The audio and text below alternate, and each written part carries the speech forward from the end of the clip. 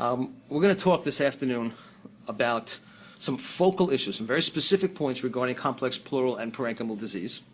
And it's a pretty small group, so you can stop me whenever something strikes your fancy, you want to have some conversation. I think we have the time to do it, although I have a lot of material. Okay, I thought we would start with classical concepts in CT imaging, specifically differentiation of lung abscess from empyema. Now, why do you need to know the difference? Because the treatment is different. Most empyemas are treated, as you know, with chest tube drainage and antibiotics, whereas lung abscesses generally can get away with just antibiotics alone. So let's look at this slide, which compares abscess and empyema, and presumably you remember most of this for those of you who are doing general radiology, but let's review it nonetheless. An abscess tends to be spherical in shape, has an irregular, non-uniform, thick wall, and very importantly, the normal lung parenchyma approaches this abnormal opacity directly, as opposed to an empyema, which tends to displace the lung, has a lenticular shape, meaning that it's a different size in two orthogonal views, and has a smooth, uniform border. Note that there are occasions that you cannot differentiate the two, and I'll show you a case such as that. So here's a series of lung abscesses, and I like this series because I've collected abscesses over the last 25 years, and this also documents the progress we've made in CT imaging. So the first case you'll see is on an older scanner, and then we have the most newer scanners coming up. So here's a poorly defined opacity in the right mid-lung zone. Very nondescript. You'd probably say it's pneumonia, possibly with the pleural effusion. Here's a nice old CT image that you probably saw 15 or 20 years ago yourselves, and an area of consolidation with liquefaction within. This is clearly a lung abscess with a parapneumonic effusion. Okay, there's a very spherical opacity. And a similar case on a slightly newer piece of equipment shows, again, a liquefied portion of lung, consolidated lung with a small air fluid level. And look, importantly, you have the lung parenchyma, the normal lung parenchyma goes directly to this thing without much displacement. So this should be an abscess, and there's a parapneumonic effusion with it. Here's, again, a newer piece of equipment, consolidated lung, liquefaction necrosis with lots of little air bubbles inside, consolidation right up to this area of abscess formation. Now here's a modern piece of equipment, multi-slice machine. Again, an irregular, thick-walled area of consolidation with liquefaction and air fluid level in, abutting the diaphragm at its lower extent. Again, another lung abscess. And here again, if you look very carefully, the normal lung parenchyma goes exactly to the edge of this abscess. One last set of images is the most recent case. I saw this a couple of months ago. Leukemic patient had a focus of consolidation, anterior segment of the right upper lobe, looked like a pneumonia. We did a CT anyway because he was really running high fevers for a relatively small focal area of pneumonia. Here's the consolidation. There's a little bit of air fluid level in it. There's actually fluid, and you'll see it in the next set of images. Here's your collection of fluid. This was a lung abscess. If I go back again, you'll notice that the normal lung parenchyma, again, goes to this focus. Not that there's any issue because it's not even near a pleural space, but there are times that you can use that to make that assessment. Okay, now let's look at some features of pleural fluid. Try to dredge back to medical school days, transudates, exudates, things that you don't think about on an everyday basis if you're doing general radiology. Well, let's talk about transudates. They have intact pleural surfaces, and the problem with how we get the pleural fluid is it's generally either an increase in capillary hydrostatic pressure or a decrease in plasma oncotic pressure, and it usually results either from CHF, renal failure, cirrhosis, things like that. Whereas an exudate results from a damaged pleural surface, causes permeability to protein, and is usually related to either infection or neoplasm. And by the way, the third category, which is not in this thing, but along the green at the bottom, is there are, of course, hemorrhagic effusions, which are due to either neoplasm trauma, dissection, or infarction. When one taps the fluid, one should look at, and that's what the pulmonologist or the thoracic surgeon will do, not your job, but if you want to know about these things, look at the protein, the LDH, and the cytology, of course. Now let's talk about the evolution of empyema. Well, parapneumonic effusions are effusions associated with infection, be it pneumonia or abscess. They can be simple or complicated. They become complicated when the LDH becomes greater than 1,000, the pH is less than 7.1, or the glucose drops to lower than 40. That's because the bugs are growing in the pleural space. The effusion becomes an empyema by definition when the culture is positive. Now, if you look at the evolution of these effusions from a paraneumonic effusion to a frank empyema. There are three phases. There's an exudative phase, which basically is the inflammation of the visceral pleural surface with accumulation of uninfected fluid.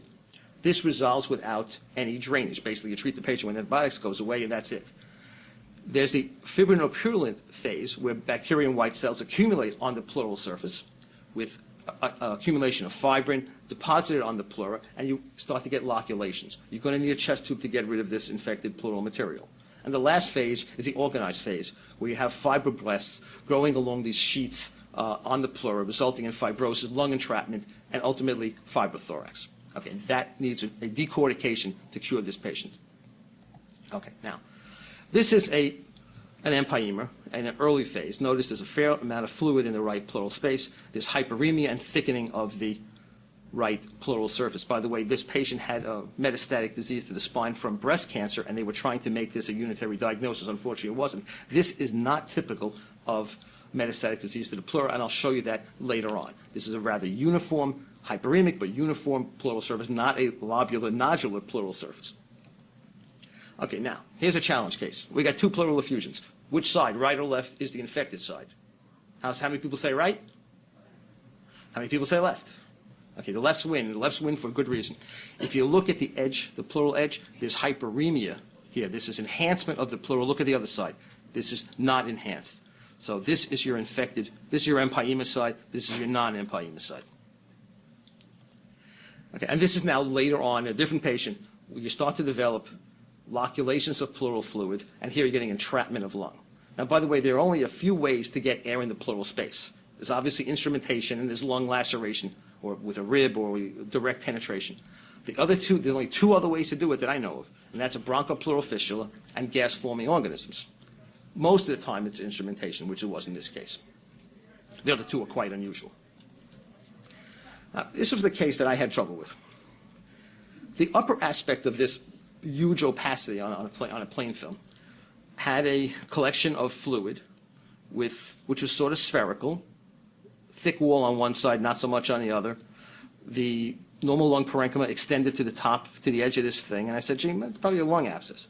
But if you go down in the thorax, it was clear that the lower extent conformed to the pleural space with lots of little bubbles inside, hyperemia of the pleura, and there was an empyema. So it's sort of one giant opacity. Of course, there was additional loculations anteriorly next to the heart. And frankly, I said probably there's no question it's an empyema. Probably there's a lung abscess too. You're going to give antibiotics either way. You've got to drain the pleural space because you clearly have an empyema. So here's a case I wasn't 100% sure. I sort of read it out as both, but for sure there was an empyema and it required a chest tube drainage. Okay, this is the take-home picture. This is the one you remember when you look at a case. This is an old schematic drawing showing a very smooth lenticular structure displacing lung parenchyma versus an abscess has an irregular spherical lung abscess with the lung parenchyma going to its edge.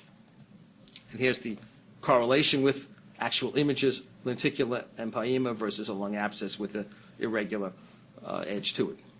Okay, now, you've seen all that stuff. Here's a challenge case. This was sent to me 15 years ago. Someone sent me an outside case. Air fluid level, anteriorly, there's a little bit of pleural fluid. Here's the old outside CT. It is anterior, it's loculated, tiny bit of fluid here. There's a septa in it. Empyema or abscess? Empyema? Abscess. It's a trick question. It's neither. Okay, let me show you why. Here's a chest x-ray from a year before, normal PA. The lateral, the only thing you see is this curvilinear edge, which is a bullae. And so you're right thinking about empyema because a bullae and empyema share many of the same characteristics. They are lenticular in shape, or air fluid levels at differential lengths. They have smooth, uniform inner walls, and they push along. And they may have a pseudo-split pleural sign. So they're very similar. To drive that point home, here's the case I just showed you with a little septation. Here's another patient with an empyema that we know. Frankly, they look almost the same. So I saw this case last week, and so I inserted this, so it's not in your handout. I inserted this case because it just came across. I said, just like the other case, except now a modern version of infected bulla, clearly a bulla. It's hard to see, but there's bullous disease on this side as well as on this side. And I said, there's nothing else. There's got to be a pneumonia here, maybe anterior to it, and this is an infected bulla. There was virtually no fluid in the pleural space. Would you put a chest tube in? This one? No. Do that, you're in big trouble. You may be in big trouble. So you have to, it's important to differentiate. Absolutely. Absolutely. That's a major point. By the way, so here's a high-res CT, and I'm going to get back to that in a second. There is both central lobula, these little holes, as well as paraseptal emphysema, and one of these large cysts became infected. Here's the consolidation next to it. There's the pneumonia, and here's the collection of fluid, and here's the mediastinal windows showing, again, there was really a trace, a smidgen of pleural fluid. So this is how you make that differentiation. Okay, so bulla tend to be present in both lungs, in step-ladder fashion, usually in the upper lobes. So all this fits above the level of fissures. Contralateral lung is important because it helps you make that diagnosis. Both can have strands and septa, so that's not such a differentiating point. But the absence of a big pleural effusion speaks against an empyema. And sometimes the only thing that's going to help you is like that first case, when you have the old chest x-ray showing a bulla there that was there well before anything started up. So you just got to be careful because it's a major mistake to put a chest tube in an infected bulla. Okay, now to finish up infection in the pleural space, we'll go on to organized chronic pleural disease. So despite the presence of extensive fibrosis and maybe calcification, there is a propensity to retain fluid within a pleural space. And this is particularly true in patients with tuberculosis, when one can develop an empyema necessitatis, which is basically an extension of the tuberculous disease through the chest wall, along the paraspinal muscles or along the intercostals, or occasionally develop a bronchopleural fistula. I'll just show you a couple of cases. This was an AIDS patient who had obviously extraparenchymal disease, smooth opacities projecting over the lateral lung surfaces. Here's your lung windows. The lungs are perfectly normal. This is obviously outside of the lungs. Here's your CT image. Two dumbbell-shaped collections of low-density fluid, one within each of the chest walls, which was an empyema necessitatis. And another patient, the same deal, fluid on both sides of the chest wall. This is a cold abscess from tuberculosis. One other weird sort of tuberculous result was this patient who comes in to his internist complaining that he's expectorating chunks of debris. He has his chest x-ray, which shows an air fluid level, which was due to a bronchopleural fistula, and there are some calcified plaques along the lateral pleural surface. And here's a CT. So here's your fluid and air from the BPF, and these calcified plaques started to peel off from the pleura itself and fall into the fluid within the pleural space. Now, the pleural space connected to the bronchi by that BPF, and pieces like this just went into his bronchus, and he just coughed it up. So if you ever hear such a bizarre thing, that's what you're going to expect to see on your CT as a chronic or a fibrothorax due to tuberculosis, which had fluid, became reinfected, and developed a bronchopleural fistula. So again, it's not a common one, but if you should see such a case, that's what you'll expect to see. Okay, next. Okay, now we're changing gears. We're out of pleural fluid infection. Now we're going to go to round atelectasis. And you've probably seen a number of cases, but I've collected a lot of different detail on this particular entity because I was interested in it. First of all, I've collected every name or pseudonym for this entity, which can be called either round or rounded atelectasis. It's probably the easiest to say that. But if you go through the literature, they called it atelectatic pseudotumor, folded lung syndrome.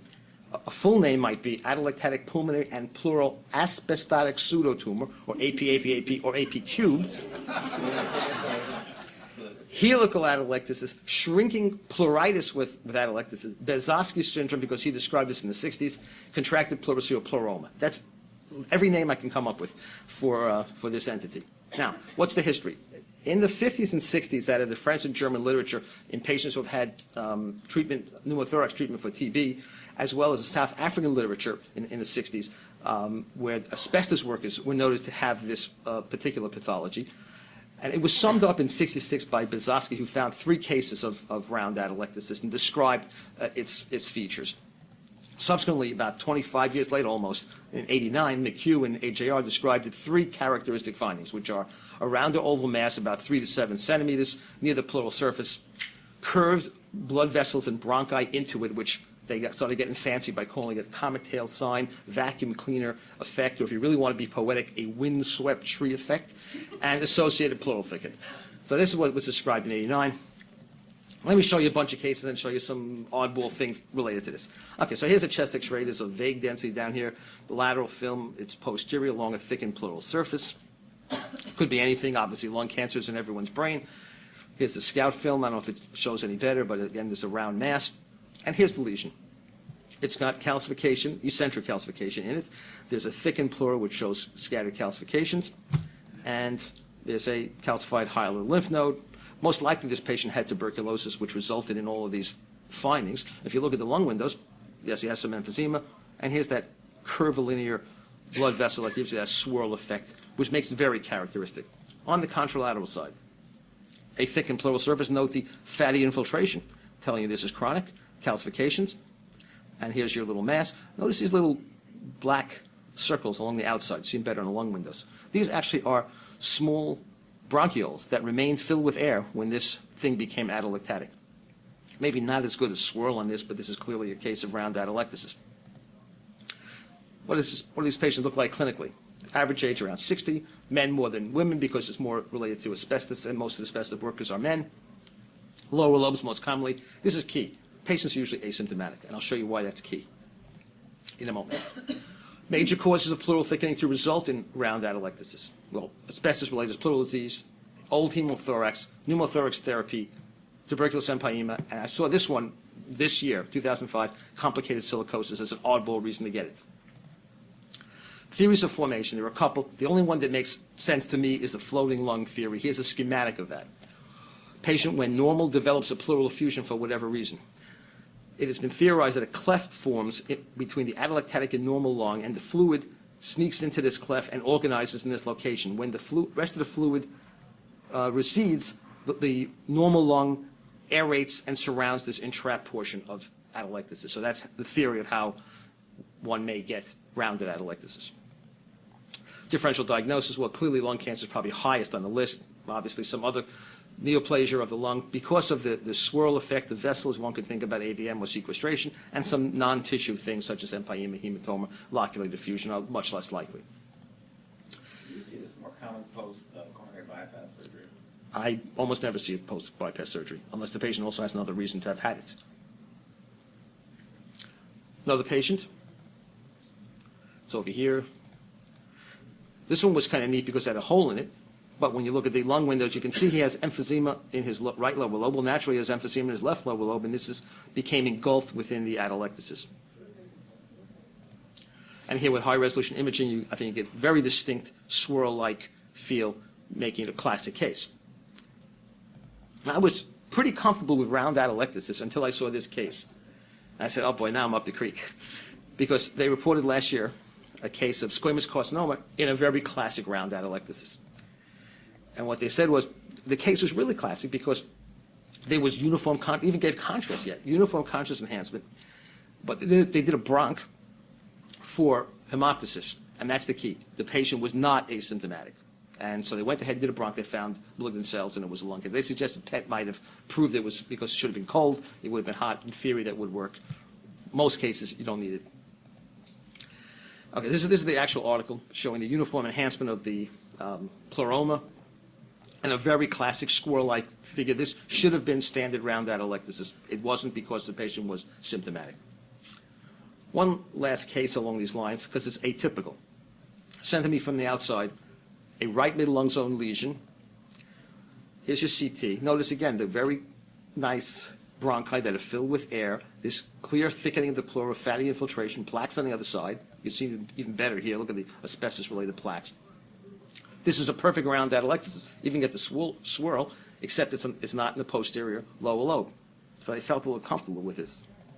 What they do, they put the patient on an MR scanner, which really didn't help at all. You see the same lesion. These little lucencies, by the way, are theorized to reflect the indentation of thickened portions of the visceral pleura. Doesn't look any different to me than with the CT. So what they do? They stuck a needle into it. Well, how do you manage these things? This schema was drawn up a long time ago, and what we said was, if it's a classic case of round atelectasis, based upon the findings that McHugh described. Then all you need is a follow-up 4 times a year for the first year, twice a year for the next year. If there's no change, the patient's done. If there's a change at any point in time, you're going to biopsy. If the biopsy is negative, you'll continue to follow it. If the biopsy is positive, you'll treat the patient. If the findings are atypical, you're going to biopsy right off. If it's negative, you'll follow it as in the first scheme. If it's positive, you'll treat the patient. So that's pretty much how we work this out. Okay, lung hernia. Now, these are pretty straightforward, but they're kind of cute when you see them. It's defined as a protrusion of lung tissue beyond the confines of the chest wall. They can be classified by location. They can be cervical, thoracic, or diaphragmatic, which is almost never seen diaphragmatic. They can be classified by etiology. They can be congenital or acquired. If they're acquired, they can be pathologic, spontaneous, or traumatic, post-traumatic. Pathophysiology is due to one of a couple of things. In the congenital state is due to a weakness in the chest wall musculature. In the acquired stage is due to 2 things, one or both, usually both. Diminished chest wall resistance, meaning that the patient had a piece of chest taken out, there was trauma, there was surgery, whatever, and increased intrathoracic pressure. He's a weightlifter, he's playing musical instruments, he's doing a lot of coughing, things like that. Okay, so cervical lung hernias usually occur as a gap between the anterior scalene and sternocleidomastoid muscles. It's an incidental finding, but may pose a problem in a neonate when you want to stick a CBL catheter in, not you, but your colleagues, and occasionally in older patients who have weakening of the endothoracic fascia. Okay, these are the most common. These are the ones that I see maybe 2 or 3 times a year. Okay, the intercostal lung or thoracic lung hernias. They usually due to prior something, chest tube, surgery, stab wound, gunshot wound, whatever, with or without a reason to have increased intrathoracic pressure. They're rarely spontaneous. Diaphragmatic can't really happen if you think about it, because the pressure in the abdomen is going to push abdominal contents into the chest, not the other way around. It's more theoretical. I've never seen a case or even heard of a case, but it's theoretical. Okay, so the first one I ever saw, this is a case from like 20-something years ago, little protrusion of lung cancer. I haven't the foggiest idea what that is. The patient clearly had old trauma. There's some rib distortion, there's some fibrosis in the lung. I had no idea what that was. The guy had a CT a year later for some other reason, goes on height, and there was clearly a gap in the chest wall, a lung sticking, a little piece of lung sticking through. This is never going to cause this patient a problem. This patient, next patient, however, walks in and said, I have this big mass in the chest wall. I felt it. I said, feels like lung. Let's bring you into the fluoro room. Let me see what it looks like. So he obviously had extensive emphysema. Here's a spot film of him doing a Valsalva. So I had him bear down, and his big piece of lung stuck out. I said, okay, but you know, this is an academic place. Let's see, we'll play a little bit. So I brought him to the scanner, and we found the gap in the chest wall. This big bullae was the one that was going in and out. And here I have him without Valsalva and with Valsalva, because I said this is an academic place. We'll play a little bit. He actually had a xenon study for another reason, and this is the posterior view. So this is the right lung. This is the left lung. It's heterogeneous because he had obviously emphysema. And in the washout phase, this was that big bullae that was slipping in and out. And now that I've seen these cases, now I've seen them all the time. A couple of years later, surgeons came down and said, what's this, you know, we did an aneurysm repair in this patient. What's this chest wall air doing here? Okay, we'll put it on my table. We'll see. Well, you took out 3 ribs in a row. You know, what do you expect? So the lung is going to sneak out. And here's a more modern case. Again, you could see the lungs sneaking out of the right lower chest wall. This one had 2 lung hernias, one posterolateral in this gap, and a larger one anterolateral in that gap. But it turns out I've seen this a couple times a year, so it's not an uncommon finding. You say lung hernia, wow, you see it, but if you look for it, you find it. Okay, so what are the signs and symptoms? If it's indeed that big, you'll feel a mass, crepitant mass, increase with cough, Valsalva. This is potential. I've seen quite a few lung hernias. I've never seen incarceration or strangulation. Theoretically could occur with resultant pain and hemoptysis. If you find one, please send it to me. CT can detect it. We get the exact size and site, and we can figure out how to repair them if necessary. Most of them do not have to be repaired. Okay, next topic, and we're doing okay on time. Lung torsion. Now, this is actually very interesting and significant because you're going to save someone's life. If you make this diagnosis, you save this guy's life. If you don't, he'll probably die. What is it? It's the rotation of either the entire lung or a portion of the lung, usually a lobe, around its axis from the hilum. They can occur spontaneously. They can be post-traumatic, and most commonly, they're post-surgical. I'm going to show you the cases I've collected. The the mechanisms are as follows. What increases the propensity to have a rotated lung? Well, if you have a heavy portion of lung, that's going to give you sort of a fulcrum to spin on. If you have a long lobar pedicle, that gives you the ability to make that spin. A complete fissure. Now, if you have an incomplete fissure, the two lobes interdigitate, and that prevents you from making that rotation. If the fissure is complete, it'll spin. You need a place to do it. So you have to have a large pneumothorax or a large volume of pleural fluid. And if you're either torn or you don't have an inferior pulmonary ligament, it allows you to make that swing. What do you see? How are you going to recognize this? Okay, first of all, you look for a place to do it, a big collection of fluid or air in the pleural space, a collapsed lobe that's in an unusual position, hilar displacement in a direction that's inappropriate for the normal atelectasis. You can get a focal change in orientation of vessels or bronchi. You can get bronchial cutoff. Now, this is one that has been reported in the literature, rapid homogeneous lobar or entire lung opacification. Looks like a big pleural effusion if the whole lung is or a totally atelectatic lung, basically white out of one side. And if you don't make the diagnosis, it'll infarct and probably the patient will die. Okay, so this is the case that I actually got from David Nadich many years ago.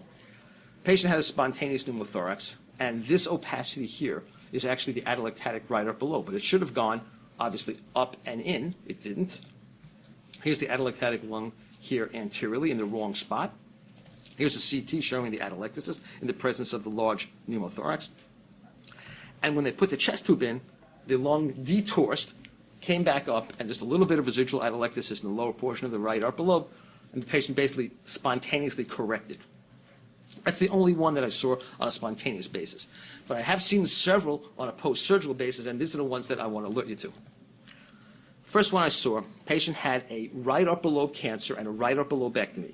A few days later, he has this AP radiograph, this soft tissue density in the mediastinum. I say, gee, did he bleed? Is there now blood? Is it funny atelectasis? Is it loculated fluid? I have no idea. Let's put him on the table and we'll see what we got. And here was a right middle lobe that's purely atelectatic. But notice the suture line is against the heart. Isn't that strange? And they put the suture line over there.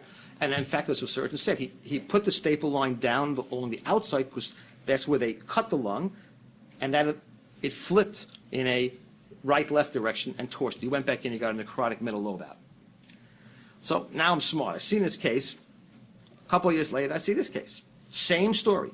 Right upper lobe cancer, right upper lobectomy. 3 days later, I see this density up at the apex. I say, well, it could be loculated fluid, it could be blood, but I wouldn't be at all shocked if this is a torsed middle lobe again. So I told him, let's get him on a table. A little bit of air in the pleural space. Here's where they amputated the right upper lobe bronchus. This is the atelectatic middle lobe. Here's it on mediastinal windows. And the surgeon said, this can't be that. There's no way. I put staples all the way around so this couldn't happen. I said, okay, but that's what I see. On the next cut, here's the middle lobe orifice amputated right here because it's a tight rotation around that axis. He went back to the OR, and the surgeon told me, he wouldn't give me the satisfaction telling me it was the middle lobe torsion. He said it was a venous infarct because of, it was a little bit of a torsion with a venous infarct. It didn't cut the arterial supply. Okay, fine. He took out the middle lobe, and that solved the problem. Last year, I saw same story. Patient with a right upper lobe tumor, right upper lobectomy. I see the same density. I said, no, now I'm smart. I can be a genius. I seen this one. I said, this is going to be an upper lobe, middle lobe rotation. And sure enough, this is the middle lobe, which is consolidated. They also tried to staple it like crazy to prevent it from rotating. Here's the middle lobe orifice, which stops abruptly over here. And this one, in fact, they admitted that the patient did have a rotation of the middle lobe. And here again is the consolidation. So now you can be smart like me, and we can all make that diagnosis. Now, we're going to move to tumors in the last 15 minutes, and I think we can do that in under 15 minutes, so we'll get you out on time. Starting with benign tumors. These are clearly uncommon, although I've seen a number of pleural lipomas, and it's very easy to depict. There's no sweat with that. Nobody has any problem making that diagnosis. This is a pleural lipoma, which you couldn't make it on plain films, although if you've seen enough of them, you say, gee, it looks like a pleural thing that doesn't look too important. Here's on CT a very nice lipoma. I've seen them dumbbelled. Some of them go across the chest wall. It's not an issue for anybody in this room. Now, this one, however, is more problematic. Localized fibrous tumors of the pleura. These can be very small. I've seen a couple that have like 2-3 millimeters within the fissure, to huge lesions occupying most of the pleural cavity. They have no relationship to asbestos exposure. They're later in life. Usually they are generally asymptomatic, and if they're symptomatic, they may have some chest pain, shortness of breath, or a couple other symptoms that you see here in front of you. They more often affect the visceral rather than parietal pleura. They can be pedunculated, and that's where they really need to have an example of it. And so they move around. And what's another point that's very important is they tend to be homogeneous, particularly when you inject them. And if it's not, then think about something else. Pleural fluid is very uncommon. So here's a soft tissue mass in the left lower lobe. Obviously, you couldn't tell what it is based upon plain film radiography. Well, frankly, you can't tell what it is on CT imaging either. You have a rather homogeneous mass next to the aorta. You can't make that diagnosis. This one, however, was more interesting. X-rays 2 different times. Here it's medially in the thorax. Here it's laterally in the thorax. Here it's anteriorly. Here it's posteriorly. So you know it's got to be on a pedicle. So this thing is moving around. I think you can make a diagnosis on plain film over here pretty much, because nothing else is going to roll around the chest like that, unless you have an aspergilloma in a cavity, but obviously that's not that. Here it is on CT, when it's in its anterior location, because that's the diaphragm over here. Rather homogeneous enhancement of this mass. And I think that's really important, because I showed you the next case. I saw this case last year, and I said, oh, I can be small. I'll call this a benign fibrous mesothelioma, an asymptomatic young woman. And I said, no problem. Well, we put them on a table, and it's very heterogeneous. I said, oops, I don't know, I can call it that anymore. So I said, gee, I don't know what this is. You better either do a biopsy or take it out. Turns out it was a schwannoma. I don't think anyone could make that specific diagnosis. But the point is, it's not a benign fibrous mesothelioma because it doesn't have the right enhancement characteristics.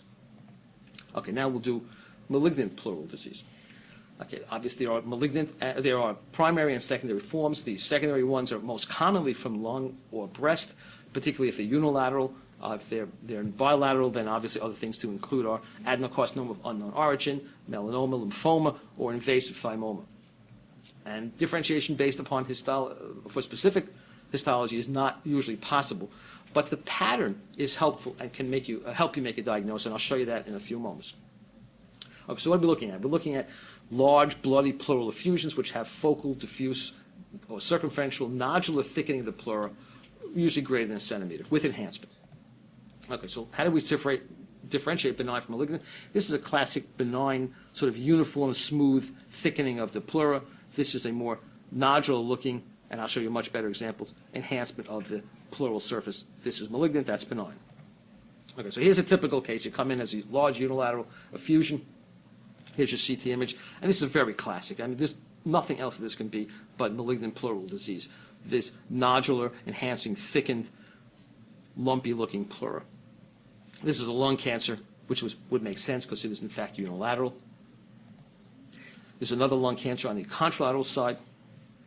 Again, nodular thickening of the pleura, and a little lower down, here's your lung cancer. Small effusion, but lots of nodular enhancement. There's also probably a met in the contralateral lung. This is a small cell lung cancer with extensive nodal disease in the mediastinum and in the hilum, and a decent size effusion. A little lower down, you can see the nodular enhancing pleura. Now you look at this, and this pattern is entirely different. What's the diagnosis on this? What's the primary, would you say? Challenge case. What's that? Someone else said something else. It's got axillary nodes, destruction of the sternum, and malignant pleural disease. I'm going to call that breast cancer every day. That's breast. This is a breast cancer because that's the pattern. If you think about the pattern, what's a drainage? So it's going to hit here, it's going to hit here. It makes the most sense. In fact, it's breast. I looked at this case. It was predictated by one of our residents earlier this year. Said it was normal. I said, I don't think so. I said, first of all, at the very least, there's a mastectomy. Here's the left breast. There's no right breast. There's no height. I said, in addition, I said, I don't like the way this looks. Patient came in with chest discomfort. I said, there's something in here. I don't like this. CT, it's very obvious. So there's a big mass in the medial aspect of the breast. It goes right through to the mediastinum. And if you look at the pleural surface, there's all these little nodular thickenings and a small effusion. So she had a lot of reason to have chest wall discomfort, not to mention the metastasis to the sternum. So again, the pattern is very helpful if you think about it, and you don't have the history. Sometimes you read in vacuums and you say, what is this all about? And you have no idea, but if you look at the pattern, it'll help you. Another patient with breast cancer who has metastatic disease to both the visceral and parietal pleura with a spontaneous pneumothorax.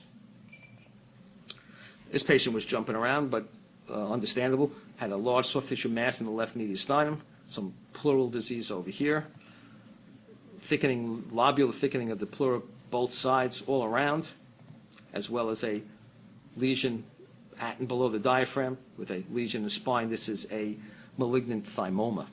Similarly, here's the chest X-ray on a different malignant thymoma with masses along the pleural surface. Here you see them up at the apex, medially, laterally, next to the heart. Okay, now this case was last week. I said I'm going to bring this case because I like this case. This guy had a big pleural effusion, and he didn't have it three months ago. And I show you the lung windows first, and I looked at these cavitary and non-cavitary nodules. Some of them were poorly marginated, fuzzy, different stages of evolution. I'm thinking maybe it's septic emboli, maybe it's invasive aspergillus, depending upon the story. And I looked at the pleural space and I said, there's nothing but. This is malignant pleural disease. This has to be, those have to be cavitary metastases. So where do cavitary metastases come from? They're usually of squamous origin. Usually if it's a female, it's female cervix. If it's a male, it's this cervix up at the neck. And it was a head and neck tumor. It was a carcinoma of the base of the tongue, which usually is locally aggressive, not systemic. But this one clearly has cavitary mets and, in my mind, nothing but malignant pleural disease. Okay. Moving to the last component, which is mesothelioma. That's the most common primary lesion of the pleura. It's a couple thousand cases a year, usually older people, men more than women, because obviously, again, they work with asbestos, which has a nice association, usually a long time after exposure, not really associated with smoking, and has an insidious onset of symptomatology.